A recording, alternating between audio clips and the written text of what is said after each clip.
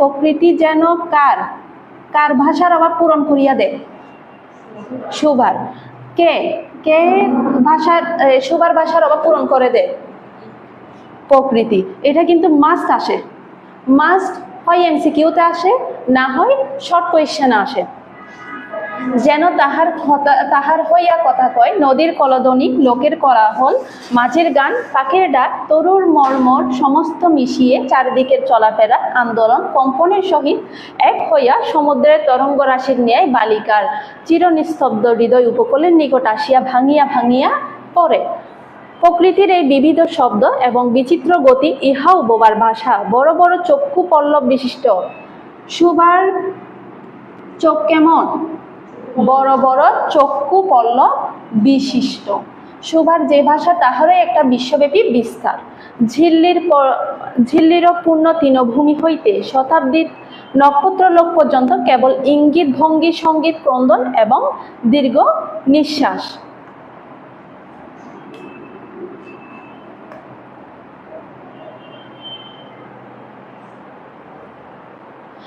এবং মধ্যাহ্নে যখন মাঝিরা জেলেরা খাইতে যাইত, গৃহস্থরা ঘুমাইত,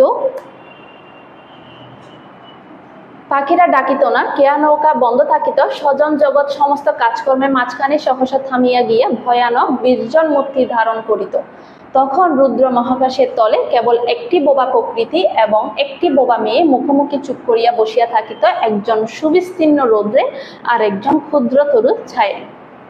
অর্থাৎ এখানে কি বলতে আছে? মধ্যাহ্নে। মধ্যাহ্নে মানে কখন? দুপুরে। মধ্যাহ্নে যখন মাঝিরা জেলেরা খাইতে যাইত, জেলেরা তাদের আহার গ্রহণ করতে যাইত, গৃহস্থেরা ঘুমাইতে, পাখিরা ডাকিত না, খেয়া নৌকা বন্ধ থাকে। খেয়া নৌকা মানে কি? পাল নৌকা। এগুলা যখন মাঝি ঘাটের মধ্যে এগুলা বেঁধে রেখে তারা কি করতো? ঘরে খাইতে যাইতো, বিশ্রামের জন্য যাইতো। স্বজন জগৎ সমস্ত কাজকর্মের মাঝখানে সহসা থামিয়া গিয়া ভয়ানক বির্জন মূর্তি ধারণ করিত, তখন রুদ্র মহাকাশের তলে কেবল একটি বোবা প্রকৃতি, একটি বোবা মেয়ে মুখোমুখি চুপ করিয়া বসিয়া থাকিত, একজন সুবিস্তীর্ণ রৌদ্রে আর একজন ক্ষুদ্র তরু ছায়ে।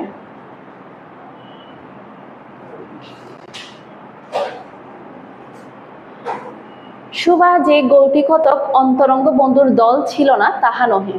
অর্থাৎ আমরা বোবা মেয়ে হিসেবে আমরা প্রথমে জানতে পেরেছিলাম যে ওর কোনো কি ছিল না, বন্ধু ছিল না, কিন্তু কথাটা এখানে এসে এই প্যারাতে এসে বলতেছে তা একদম সত্য নয়। মানে ওর আরো কিছু কয়েকটা বন্ধু আছে যাদের সাথে আমরা এখন পরিচিত হব।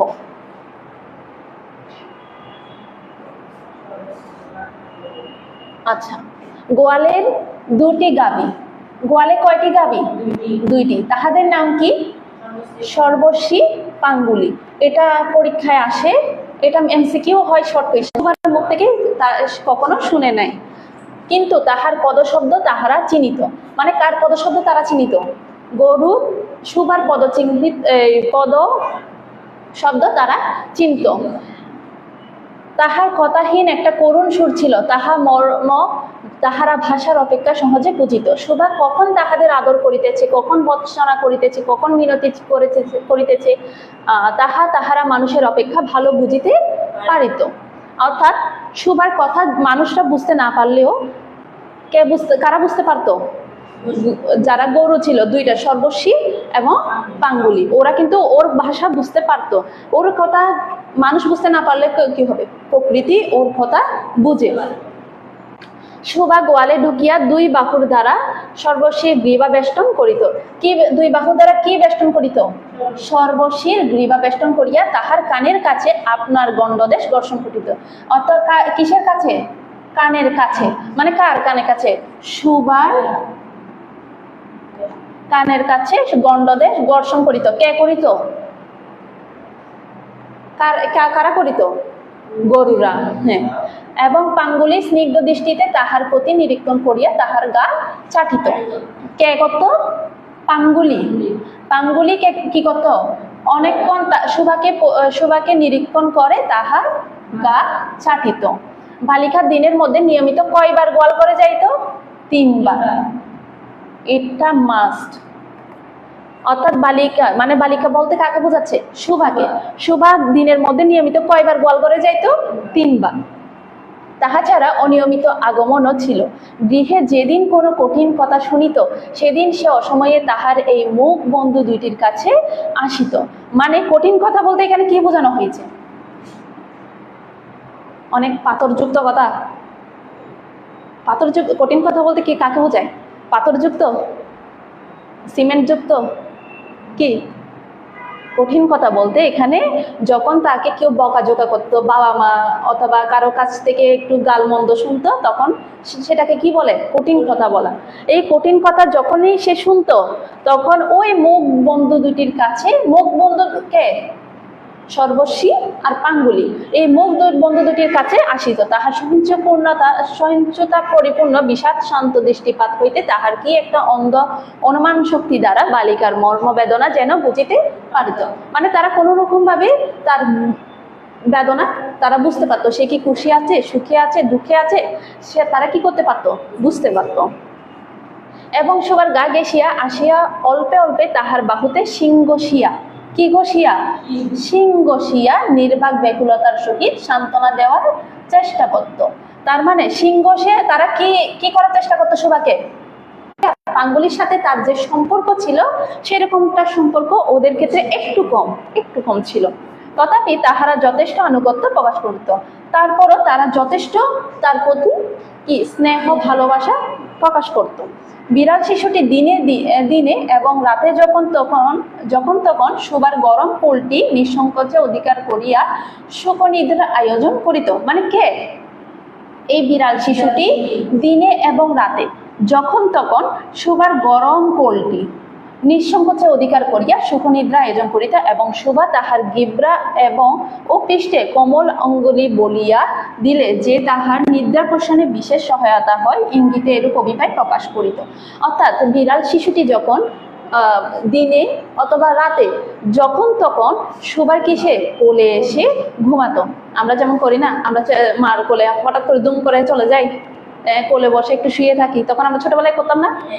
ঠিক তেমনই শোভাকেও সে বিড়াল ছানাটি একটা ওর ভাষায় ধরতে গেলে একটু মাতৃরূপে দেখে নিঃসংকোচে ওর কি কোথায় বসতো? কোলে বসতো।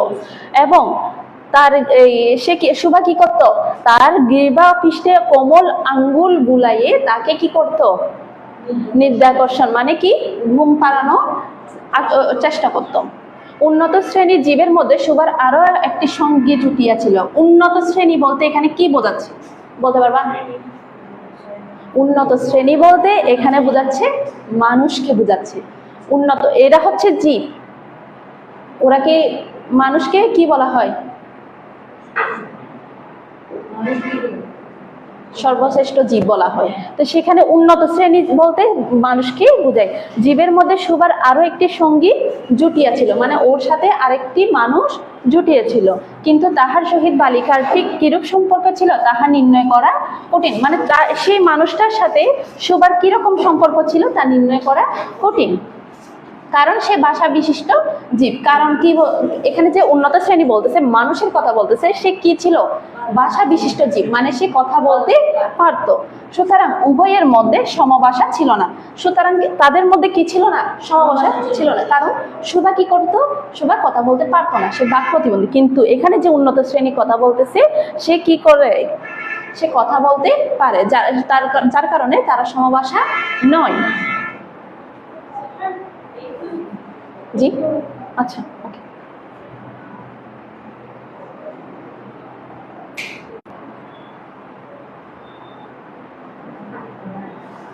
নেটে তো আসতেছে না এখানে। না, আপনি চেষ্টা করুন, আপনি দেখুন নেট আসতেছে না। দেখুন, হ্যাঁ হ্যাঁ, নেট আসতেছে না। এই যে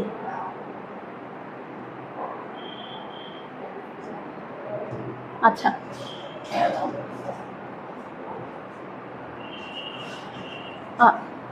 এখন আমরা ওই উন্নত শ্রেণীর জীব যেকে বলছি, এখন তার রিয়েলিটি সামনে আসতেছে।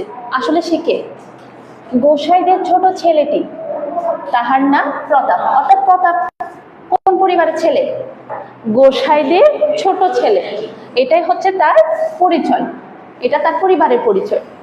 লোকটি নিতান্তই অকর্মণ্য মানে কি? তোমাদের মতো বেকার, কোনো কাজের না, এমন তোমরা? হ্যাঁ তোমরা এরকম। আচ্ছা, লোকটি নিতান্তই অকর্মণ্য মানে কোনো কাজ করতো না, সে কোনো কাজেরই আসে না।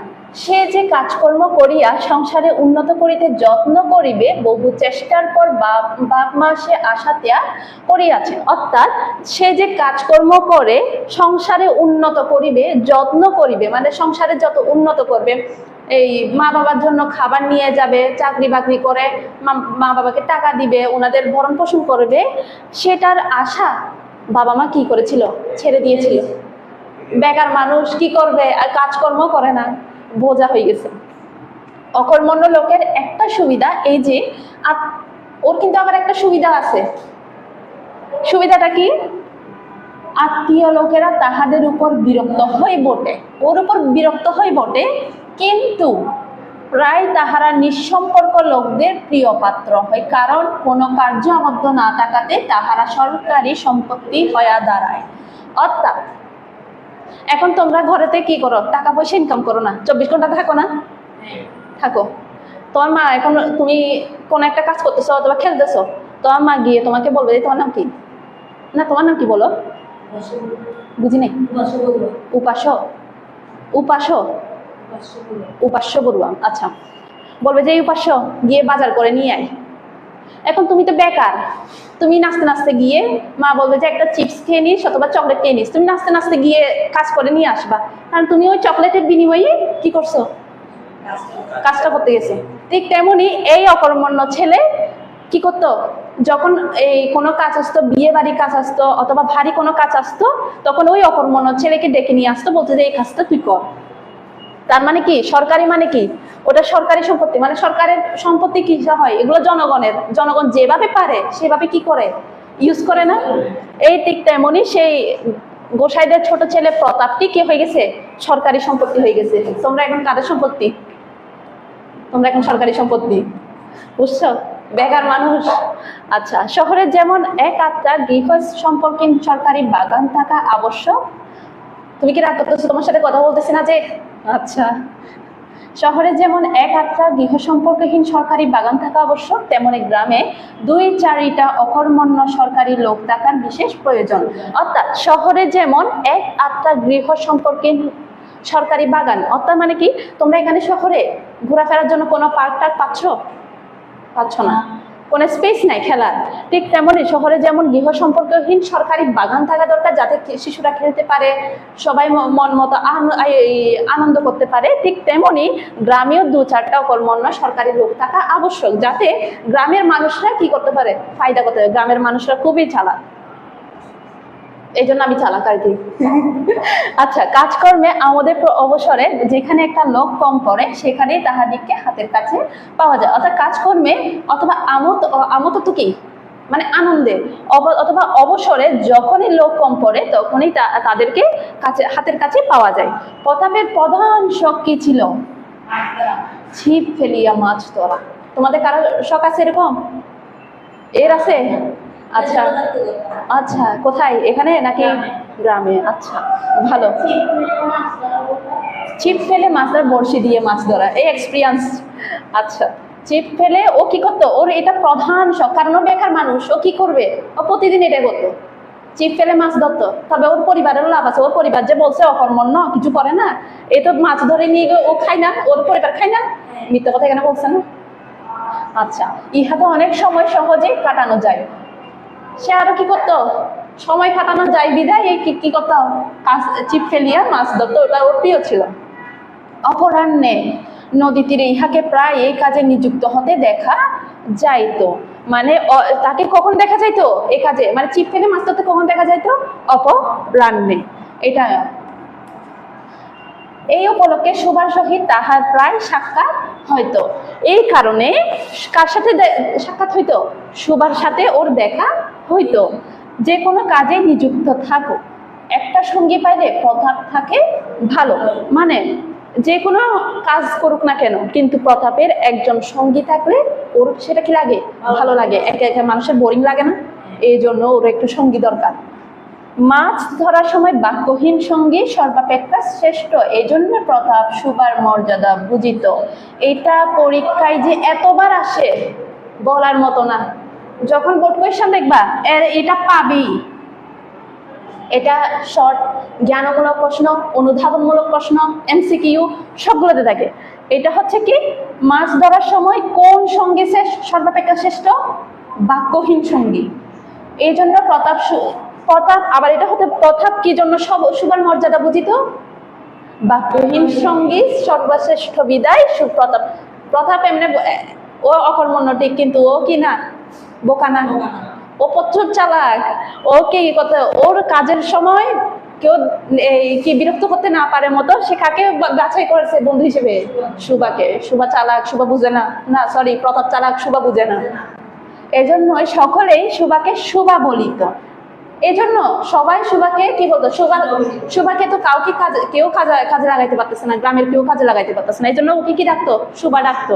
কিন্তু ওই প্রতাপ বলছি না একটু চালাক, ও কাজে লাগাইতে পারতো বিদায় অতিরিক্ত আদর সংযোগ করিয়া সুবাকে সু বলিয়া ডাকিত।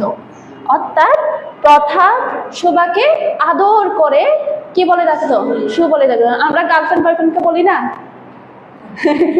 জান, বেবি, এসব পাবি যাবি আরো অনেক কিছু, ঠিক তেমনি এই বেটিকে কি বলতো? সু বলিত। আচ্ছা, তোমরা কাউকে বলনি না? তোমাদের নাই?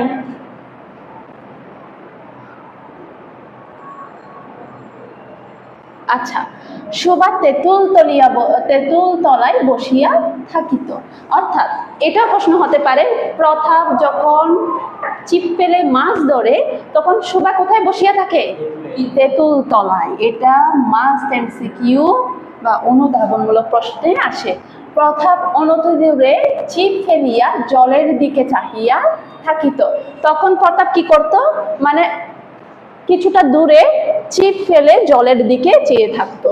প্রতাপের জন্য একটি করিয়া পান বরাদ্দ ছিল। প্রতাপের জন্য কি বরাদ্দ ছিল? পান। ও কিন্তু আবার ভিআইপিও আছে, ও অকর্মণ্য হলে কি হবে? এটা আবার স্বভাবটা ভিআইপি টাইপসের, দেখছো?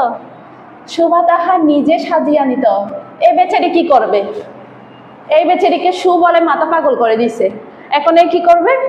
ওর জন্য পান নিয়ে আসতো এই ভিআইপির জন্য, জানতো না যে এটা কাজে লাগাচ্ছে।